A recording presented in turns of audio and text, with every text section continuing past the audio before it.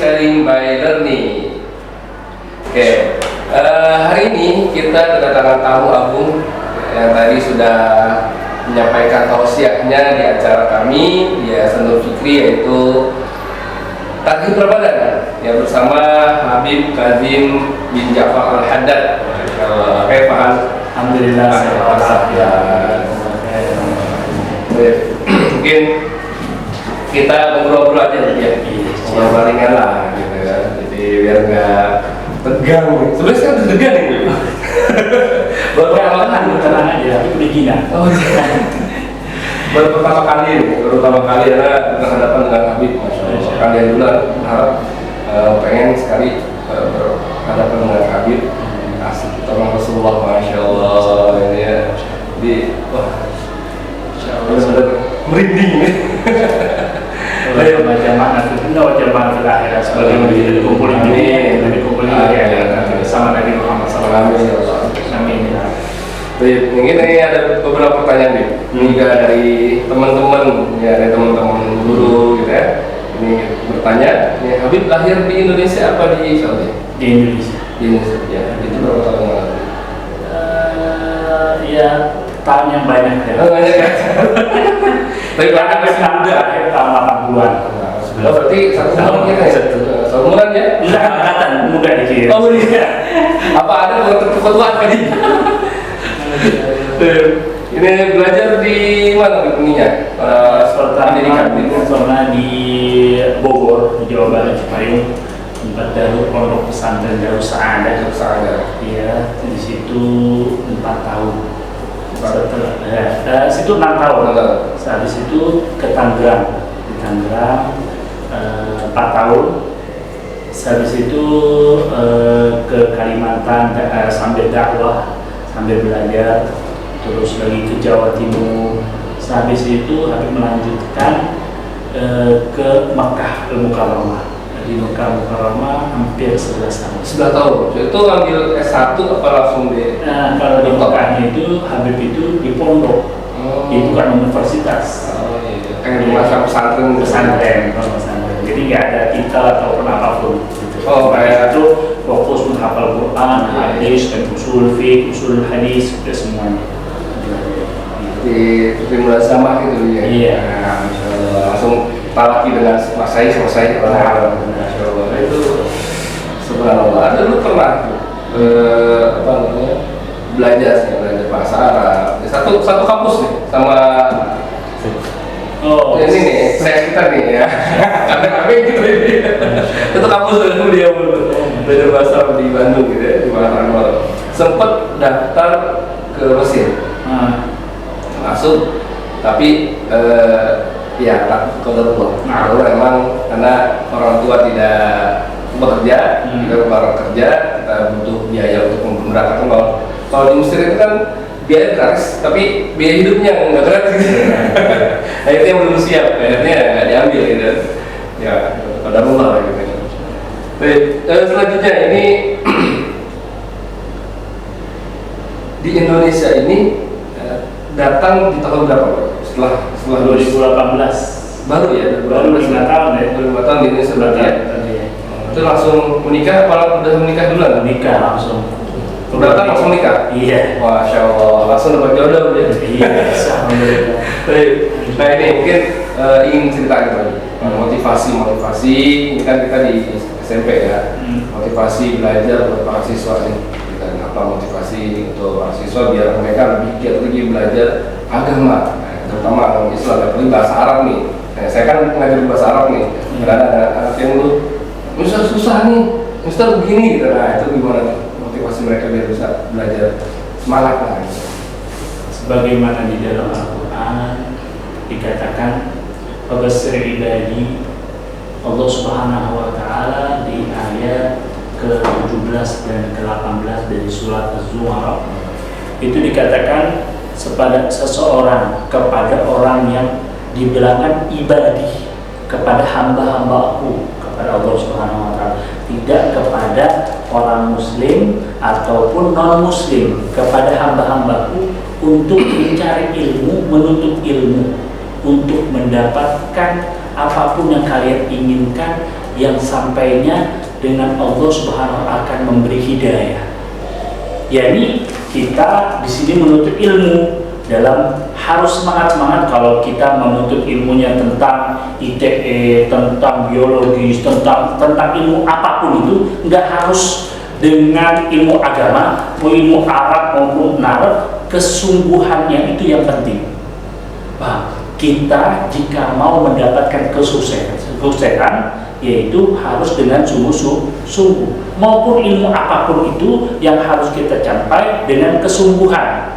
Karena segala sesuatunya, apapun dari ilmu dunia, dari kehidupan dunia maupun kehidupan akhirat harus dengan ilmu. Mau kita dunianya harus dengan ilmu. Waman arada dunia fa'alaihi bil ilmi, waman arada akhirat fa'alaihi bil ilmi. Mau kalau itu dengan mau dunianya harus dengan ilmu, mau akhiratnya harus dengan ilmu. Maka segala sesuatu harus dengan ilmu. Tidak bisa kita mendapatkan sesuatu ini tanpa ilmu, itu tidak bisa. Kecuali ada hal-hal yang tentu dikaruniakan oleh Allah Subhanahu wa Ta'ala. Berbeda, tetapi beda dengan karunia dengan orang yang sungguh-sungguh.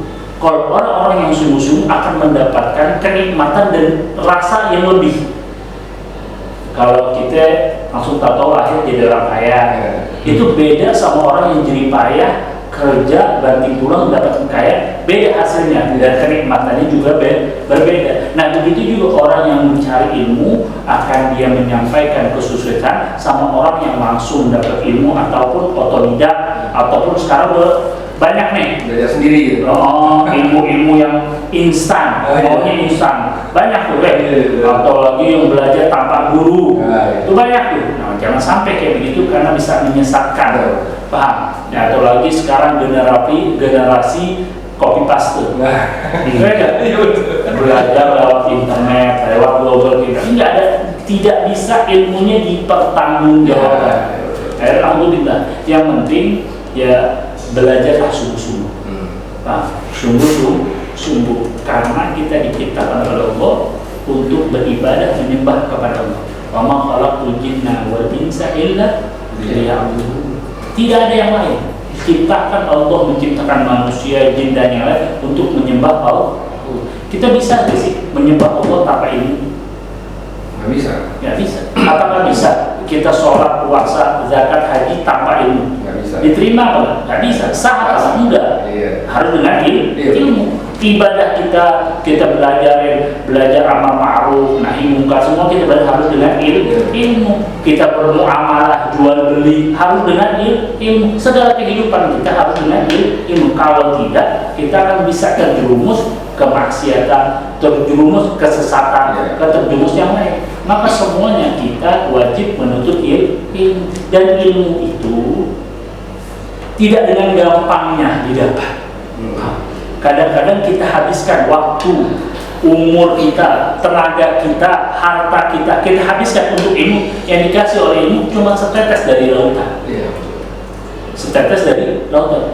Apalagi orang-orangnya malas. Nah ini orang udah ngabisin tenaganya, ngabisin waktunya, ngabisin umurnya untuk ilmu. Itu yang didapat cuma setetes. Kalau yang malas pending. Nggak ada tes Makanya, apalagi nggak mau belajar.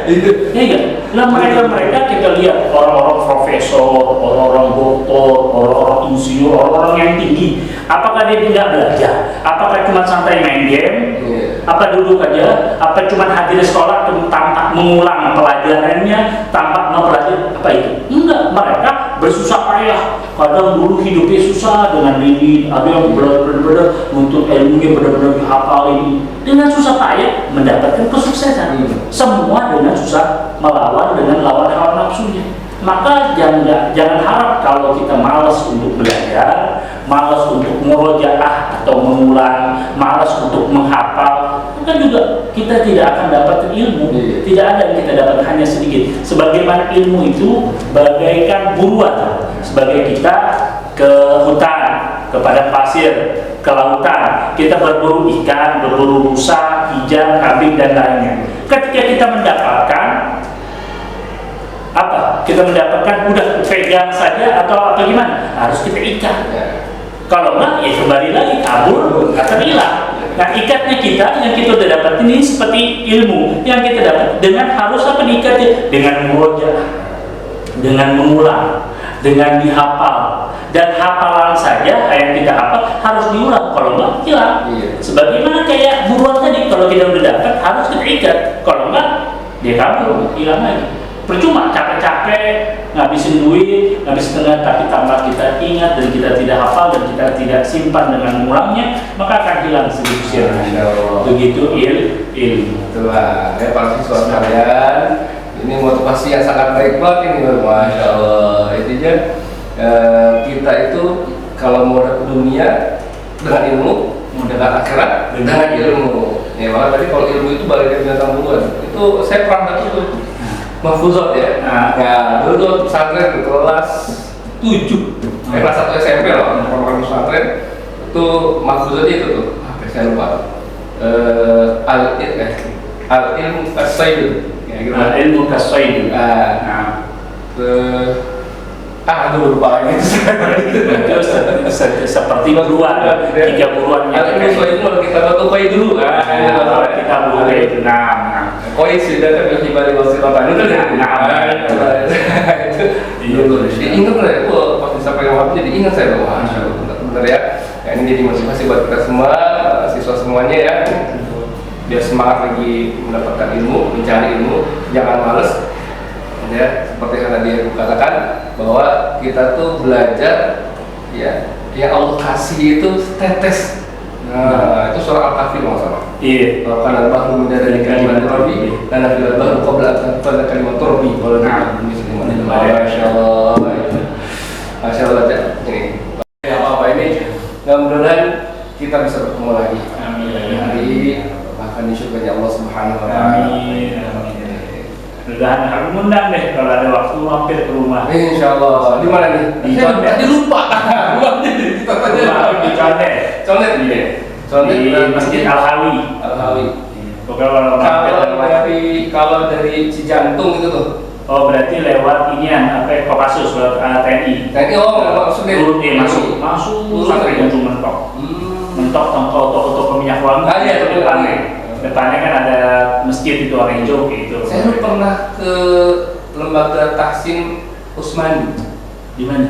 Di daerah situ, daerah Condet. Oh. Nggak tahu masih ada apa enggak? Dulu pernah belajar di situ. Insya Allah kita bisa melakukan terbuka 24 jam atau 27 jam. Terbuka bebas di Kodor, mampir ke rumah. Ngopi-ngopi ya. Dan itu tuh ya, Insya Allah terima kasih banget. Pemirsa semuanya, siswa semuanya, Pak hadirin, ya, podcast Sebaiknya Fikri. Demikian wawancara singkat dengan Habib Kazim bin Ja'far Al-Haddad. Ya, Insya Allah bermakna buat semuanya, masih buat semuanya. Kita kembali lagi di podcast berikutnya. Assalamualaikum warahmatullahi wabarakatuh. Waalaikumsalam warahmatullahi wabarakatuh.